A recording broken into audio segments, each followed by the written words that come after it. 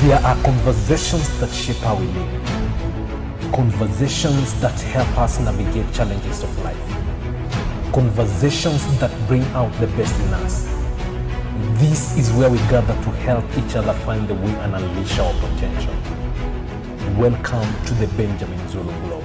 Psychologist, relationship coach, the one, the only Benjamin Zulu. Benjamin Zulu himself. Hello and welcome to Benjamin Zulu Global Show. My name is Sylvia Kiremi. It's an interesting week, I am sure, and I hope you're having a good time from where you're watching us from. Now, today's topic is going to be interesting. Trust you me when I say it's going to be interesting.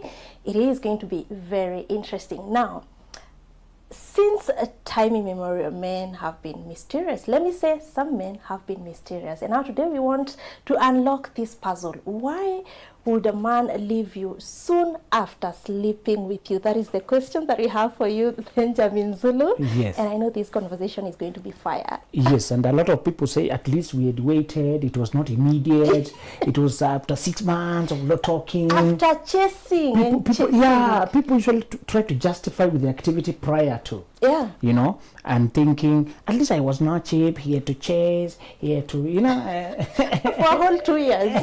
You know, people try to really justify the build-up. Yeah. But I want you to know that there are some principles that are fundamental and unchanging. Mm-hmm. One of the unchanging truths is the biochemistry of sex outside marriage and inside marriage. Yes. The feeling is not the same. Mm.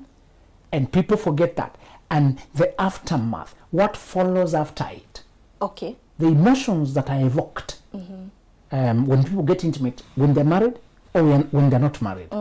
And we tend to think it's the same, but it's not. So what people mistake here and what causes men sometimes to behave very differently, sometimes also the women, but today we are discussing the man who feverishly pursued. Yes. And also feverishly fled. Yes. After. And then you wonder, did all that flying to dinner, all those promises, all that connection, all those swearing, all that. And then you're left wondering, did I do something wrong? You know? Yeah. And if he proposed all of it, what's your mistake? You know, you're wondering what's your mistake? Yeah. And you're wondering, is the person conflicted? Do you want this and at the same time you act like it's wrong? Where are you? Exactly. You know, it can be confusing.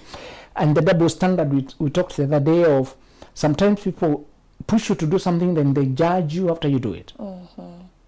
Okay? I want you to learn this. Yes. That there's something about the intimate space where the gatekeeper is women. It's an unspoken rule. That somebody said men sleep with whoever they can, the women sleep with who they want. Because the woman is a gatekeeper. Yes. Intimacy won't happen if the woman does not allow it. Perhaps because nature knows she will carry the brunt of the consequences. Probably, yes. And perhaps because sexuality is tied to her identity. There's something specialness. She's born with a seal of blood. There's something about that. Yes. That is special. And we are saying the biochemistry of sex before marriage, outside marriage, is that of forbidden bread, is dopamine, it's the thrill, it's the feverish feeling of stealing. Yes. And you become comrades in crime, partners in crime. You become mischievous duo, doing something illicit. Yes. So the whole flavor of sex before marriage is in all this taboo atmosphere. You know you're compromising. Yes. You're lowering your bar. And if at all you're a woman who wants marriage, remember those people who don't live for things like marriage, fulfillment, true love, they may not have any rules. So this one what we are discussing today is a person who was hoping this was leading to marriage. There's some things, if you're doing them and you think you're on your road to marriage, you're setting yourself back many miles. And one of them is thinking, we love each other and we shall get married, there is no difference. I want you to understand the biochemistry of doing this before marriage is that it's different feelings, it's different hormones. And what happens when you indulge in comradeship or stolen bread? After that, the connection wanes because we are done with the adventure. Oh. We are done with the adventure. Yes. We are pursuing some mischievous thing and we are done with it. We've achieved. Yes, it was not between us. It was pursuing something illegal. We have eaten and stolen and wiped our mouths. Yes. The next thing is to hide. And to hush. Yes. And bury it. This is the same psychology I told you that drives affairs. The affair is only sweet when it's being done behind a genuine spouse. Yes. When that genuine spouse leaves, the tension for stolen bread is gone. Mm-hmm. And because when people are cheating, they don't care about the quality of the person they're cheating with, as long as it's an extra thing on top of the true marriage they have. When the marriage goes, they realize, what kind of character is this I've even been dealing with? They never care about the character. They were looking at the body. Yes. If they are left to deal with the whole person now, their attitude, their mindset, their energy and everything, yes, they can't handle it. They realize the other one was far much better. They knew all along. They knew all along. Oh, yes. They knew all along. They just didn't care who would agree for this low-grade interaction for whatever benefit they wanted. Okay. Most people agree to affairs, usually know it's a business transaction, and they try to get as much benefit as possible. They try to get what they can out of it. Okay. Unless they're very stupid. Any rational person knows you are getting this, I'm getting what I need, and they'll try to siphon and siphon and siphon. That's why those people build empires, but they lose their sexual control, it drains away. Because those people they're getting into affairs with want a share. That's all they are here for. Yes. Many of those people, they're sacrificing. What else? They may never get that kind of stable marriage like the one you have. What else can they get then? Can they get the money? Can they get a pound of flesh near the heart, to use the words of William Shakespeare? You know? Yes. So to say, when you're doing this thing before marriage, even if you think you shall get married, even if you think you're going somewhere, the biochemistry is very different. When the sex inside marriage is driven by different hormones. It's serotonin, it's oxytocin, it's endorphins, it's the right bonding feelings. Yeah. But before marriage is basically dopamine. Dopamine is that pursuit, obsession, and it's usually the starter to make you envision something, fantasize it, get activated to go after it. And if you gratify dopamine, it crashes to zero. Okay. And the energy dies. You no longer feel. Yes. You're supposed to pursue in the right way, and then dopamine helps you. When you begin to achieve a little bit, you get a flash of endorphins, those happy hormones. When you start changing into that person who can achieve goals, you start getting now the reward of oxytocin, serotonin. You see yourself evolving into wife, into husband, into person who can keep promises. You begin to beam.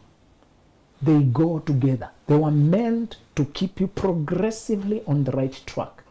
Okay. But when you start stealing outside here, that's the confusion. So I want to tell you what is going inside the mind of a man when he disappears, after promising you heaven, after saying you are the one, after saying all these things, after feverishly, and he can do anything to get you. And the more you don't agree, the more he takes the stakes higher. He promises more, gives more, pours more. Yeah. The more you don't agree, the more he gets. He chases more. Yes.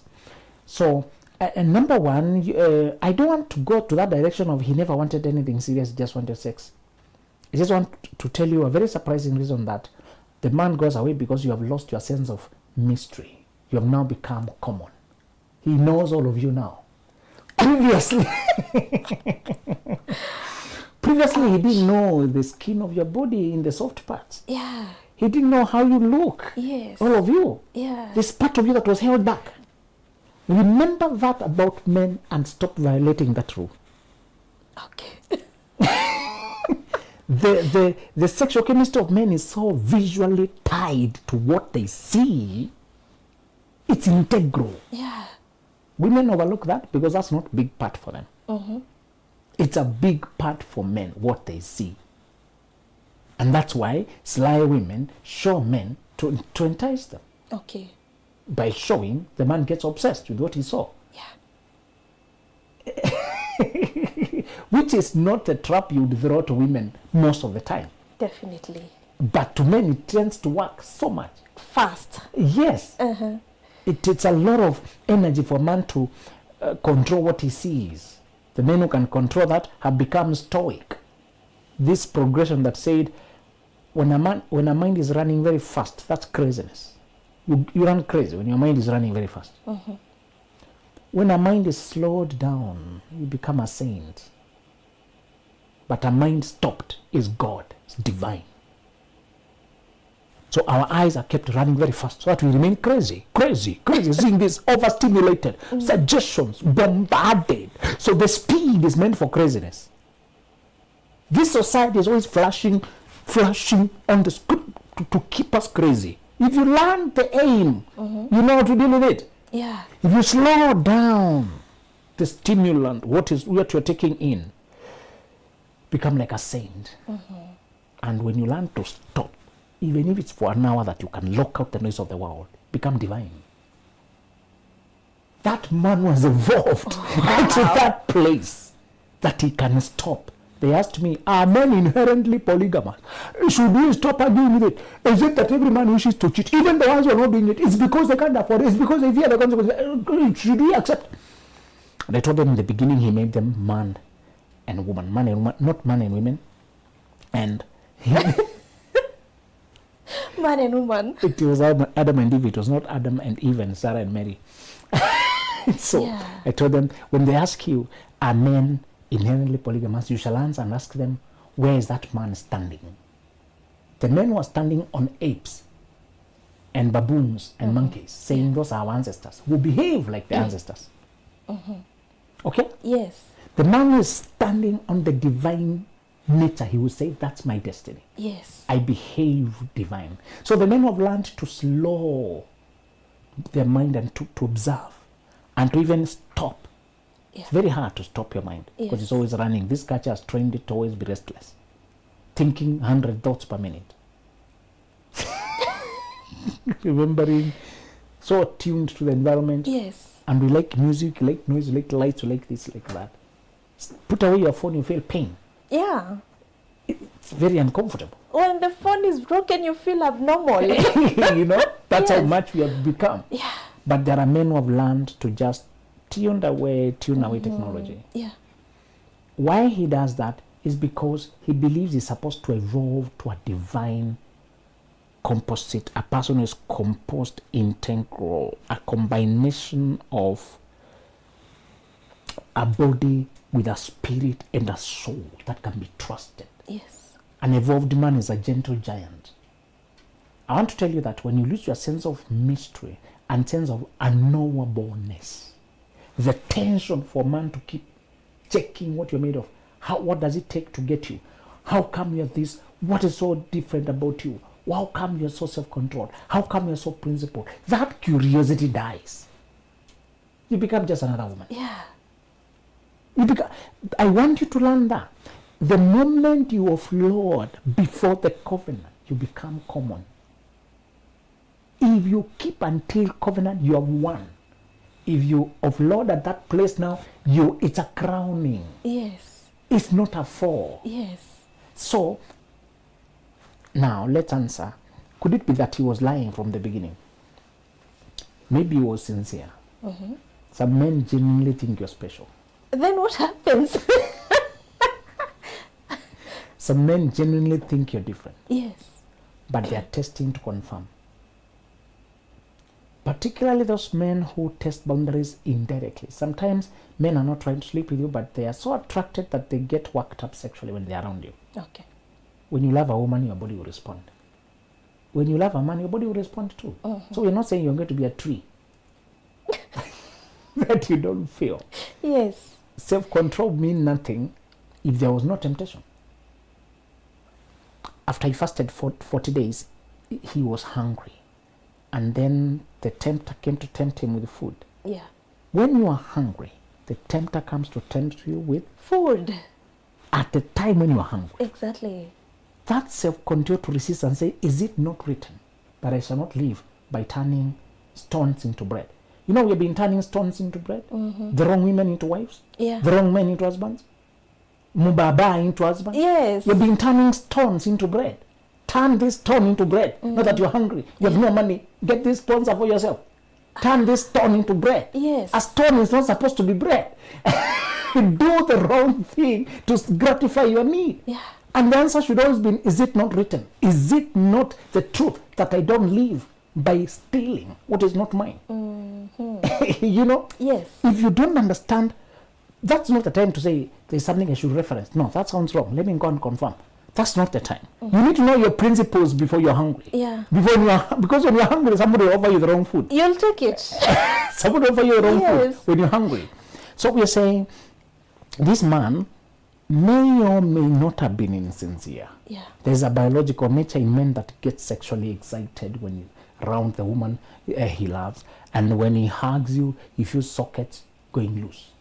He feels joints coming apart. Yeah. Naturally, when you are that creature that he fantasizes. Mm-hmm. I'll tell you how to play this, to turn this principle for your favor. It's a flip, and when you know it, you become something extra human.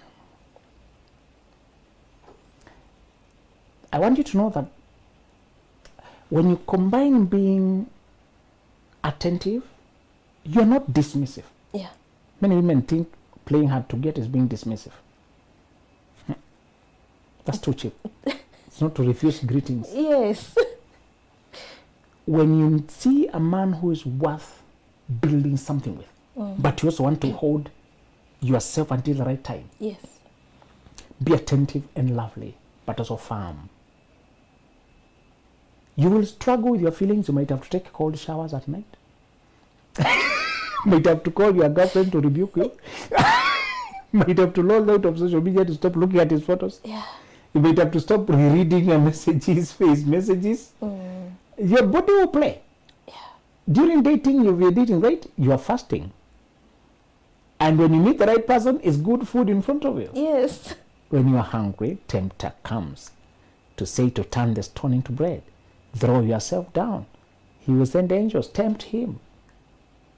You know? Yeah. You will be asked. Bow down, take this. Yes. Make me the satisfaction for you. Worship me. Elevate. Make the need to be the one that determines those who say, I can't live like that, dry spell. You elevate the need and the emotion to be the one that controls you.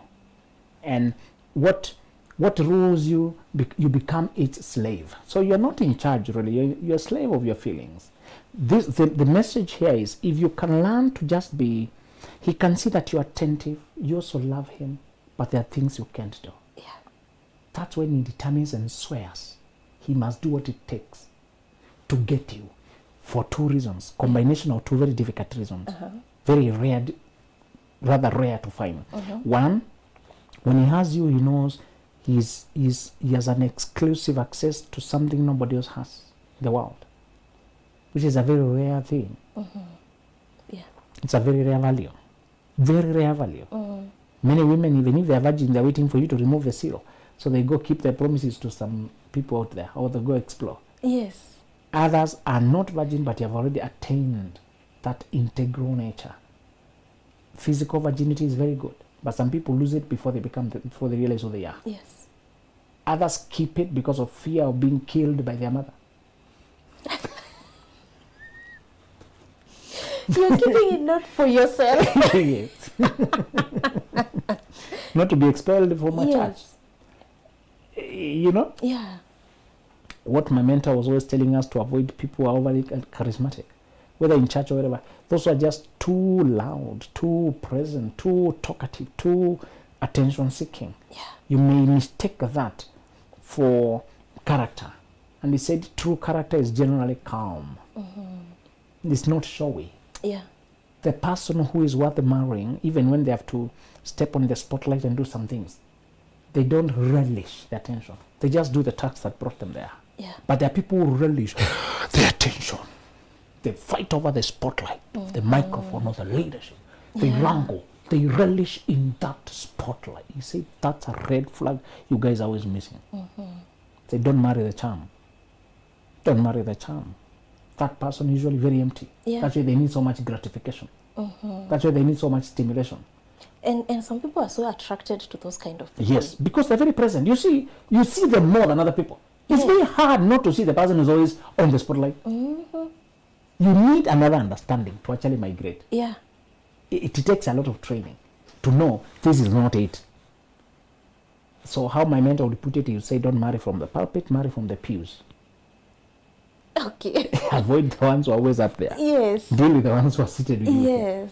There you can see the character more clearly. There's nothing wrong with leading something or being on top in front. You say it's the attitude of always wanting to be in front that you should always avoid in life. Okay. Those people usually empty. They have huge character flaws, and they're usually attention hungry. So much that they will sell out to just be on the attention. We are saying this man may have been sincere, but you confused him. If you can hold, you help him, you give him the chance once in a lifetime to get a woman no other man can access. And number two, you elevate him to be the kind of man who can marry right. People like you when they are when you force them to be the highest version of themselves when they are around you. There's something in people that needs help to behave. When you're that kind of person that people can't misbehave when they're around you, they tend to want to be around you, to see themselves in that light. Their compulsions, their feelings, their temptations weigh them down. When they're around other people who indulge them, they take them down to the person they're trying to grow. So the second reason this man will like you when you make him wait until the right time is because you force him to upgrade, to step up. People like you when you force them to be the higher version of themselves. You have seen people who buy people alcohol, or they buy them things that they're trying to overcome, or they help them get women and all that. In the moment, it may appear friendly, like giving you fun. Yeah. But over time, you see people regretting why they keep the company of that person. They look generous, but they take me down to versions of myself I'm trying to get out of. So there's something attractive when people know when they come around you, they have to step up. They have to be, you make them see themselves as that person who can do the right thing, who can marry right. Yeah. So whenever people tell you, weddings are expensive, there is no point waiting, oh, we are grown up, they're usually tempting you to calm down to the level they're used to. You are the one to challenge them and tell them, I don't discuss it. Unfortunately, if it doesn't work with you, I'll understand. Yeah. And I'll release you. Oh, You wow. calmly rule out the debate. Yes. You make them make a very difficult decision. Do I want to upgrade? Let me hang out with Sylvia. If I don't want to upgrade, I just have to go. Yeah. So you're letting them choose between the lower self and the higher self. You represent the higher self. And you're human too. You're not saying it with coldness. Yeah. You're saying, me too. I feel, but I know I have principles and values which I thought we share. In case we don't share in that, imagine I will understand. The moment you always show compassion but you don't compromise, you make people think twice. The second reason men run after they get it, somebody said premarital sex is like a wedding party. Once the cake has been eaten, the party is over.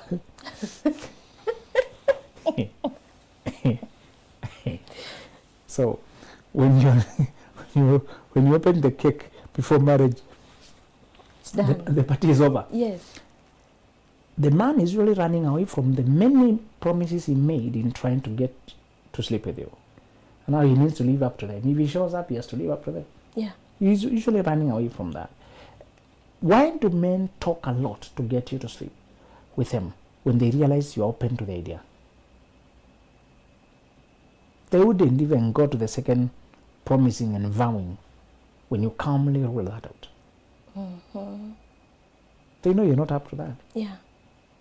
Did you know when you date clean, 90% of the people who disappear from your inbox, they're not there for marriage, they're there for sex. Yes. Many of their chatting is just sex angle. They're just knocking doors, knocking doors. When it's known you're not that kind of person, your life becomes very peaceful. They disappear. Only serious people remain around you. They're few and they're deep and the conversations are meaningful. Yeah. They enrich your life. Even among friendships or colleagues, you are held at a higher regard.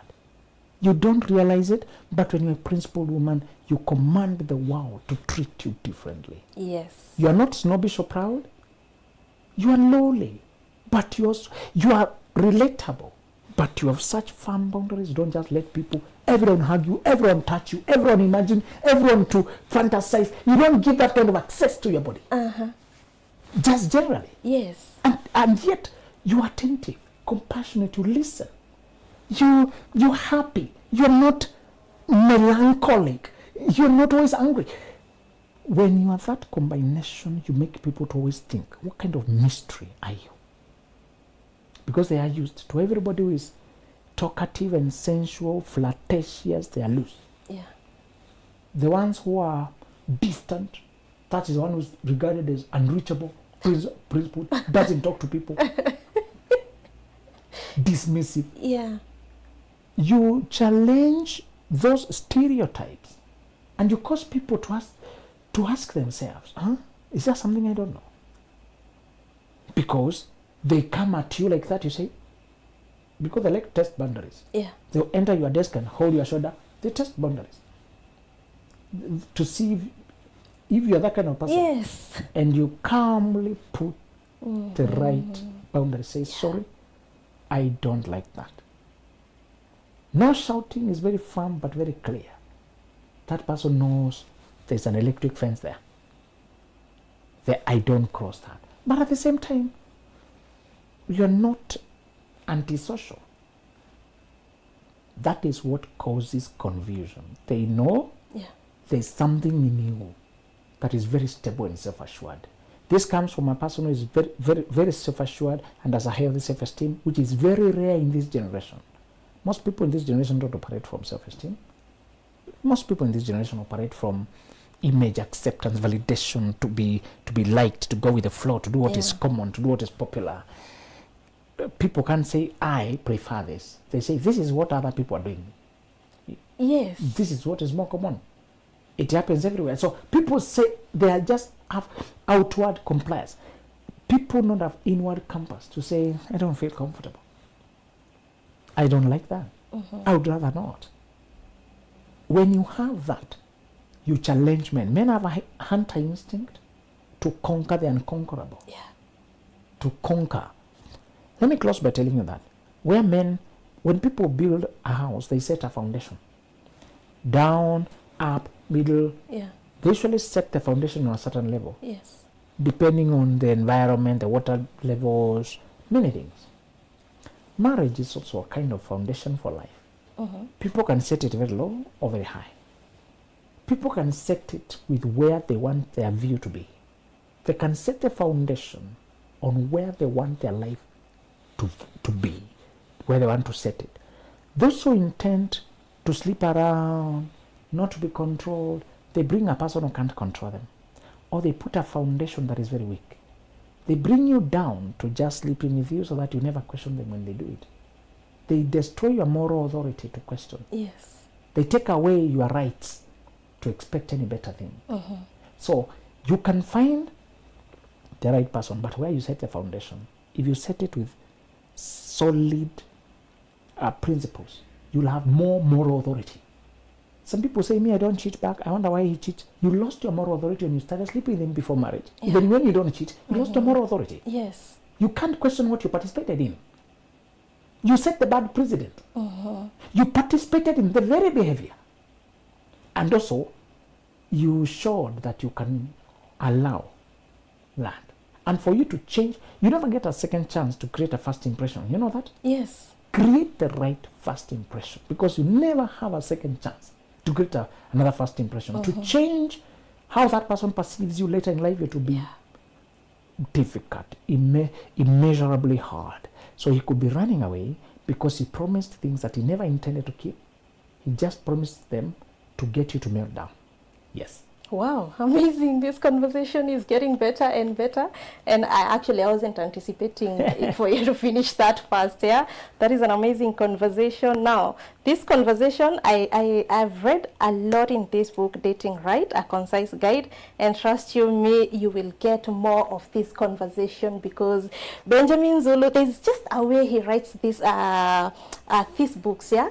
Everything is so concise, and I love the way that you write in parts such that for people who get bored along the way while reading, you don't get bored because you have to finish that part. It's just small. Correct. It's brief, let me say, brief, to the point, and we have so many things that have been written in this book, and trust you me, this book is going to guide you so well while dating.